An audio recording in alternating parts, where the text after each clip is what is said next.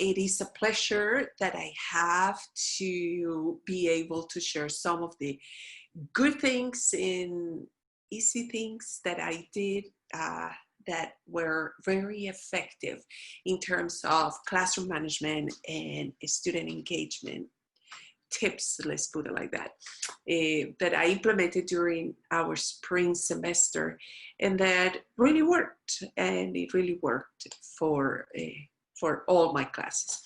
So I would like to start with, this is not going to be a long PowerPoint, it's going to be just short, to illustrate my points so I can remember. Let's just start with the beginning.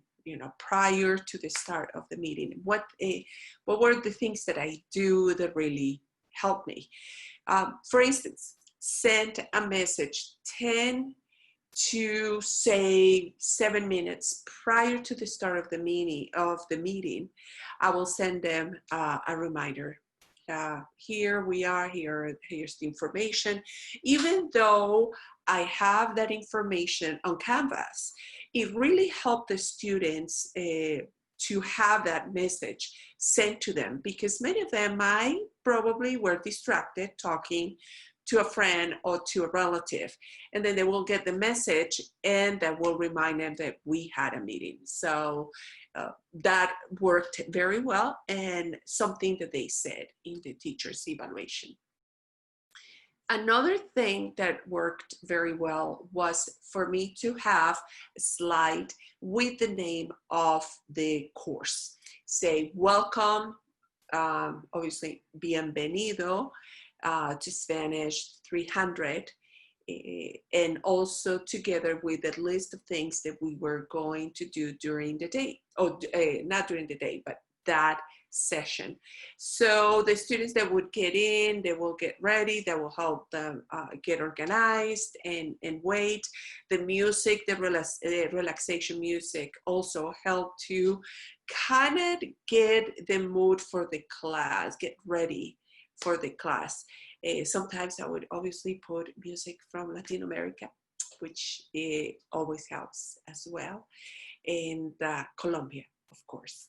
So, and that really worked beautifully. That was another thing that the students commented as helping them get organized or get in the mindset.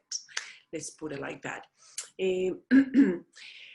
Another thing at the beginning, while we were waiting on the other students, is to have some sort of question, or I would put a quote related to the topic that we were going to discuss.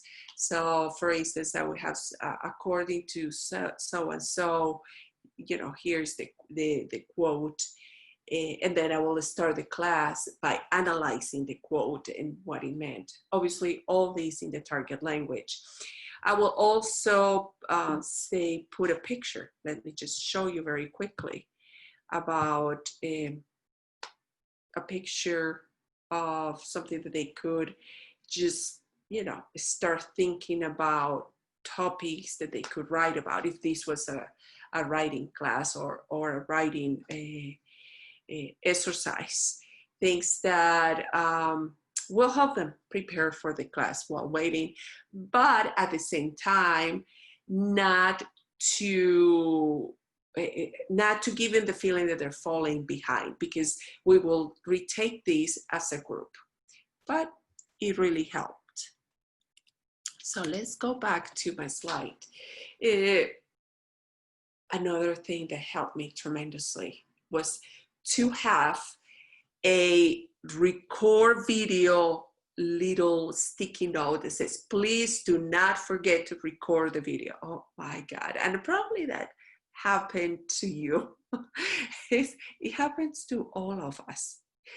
It doesn't matter how many times you go into the Zoom, the same way as the mute button. It doesn't matter if you have, this sign that tells you, unmute your microphone. We forget. So I will always put a sticky note. Please do not forget to record the session. So it worked beautifully. Another thing that I do during the meetings is to ask for a volunteer to supervise the chat. That helped me concentrate in other aspects of the logistics of teaching online. So having someone that would say, Professor, there is a question. Can you, is it okay? What is the question? And it helped me to focus on other things that were equally as important. You might say, why didn't you disable the chat?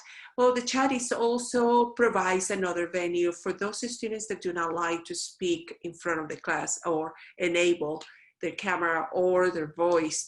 They can actually express themselves in writing. So that really helps. It always show an agenda. As I said, it helps them to get organized and have a variety of activities. And then at the end, after the recording, I will send the video as well, but something for those that could not make it to class. For instance, I will ask them to do something related to the video, such as either summarize what were the ideas that they got that were really helpful, or to react to the video. In a way, it also provides that layer of accountability for them to, and make sure that they really watch the video. So, well, I mean, you can say, well, we don't have to ask them to watch to make sure they're college students, but believe me, that helps to have that layer of accountability, to have an exercise linked to that video for those that couldn't make it. Let me see, what else do I have besides this one? Oh, this is an exercise in writing. Have a variety of activities. We will do, and within the variety of activities, obviously, there must be some interconnectivity, or that they are related to each other, because we cannot have a variety of activities completely disconnected just for the sake of it. But you know that there is some progression. I would start with a classroom discussion, then I will put a question and then send them to the rooms, and then at the end I will ask them to write to have a 5-minute exercise based on the topic or the theme of the class. So something that I do use is Google Docs. Oh my goodness, what a wonderful tool. And let me tell you why. Because in language classes, we have these Google translators that I need to make sure that whatever they do, it comes from them, not from the Google translator. So mainly in earlier, in basic classes, I need to make sure that what they produce is that they are the author of those words. It allows me to see real time and their process of writing. I could see if they are copying big chunks as well. So let's suppose, of course, we have sometimes 15, 20 students. How can you supervise 15 and 20 students? Well, I will create a Google Doc for each of the students, or put them in groups as well, because, writing can be a group exercise as well.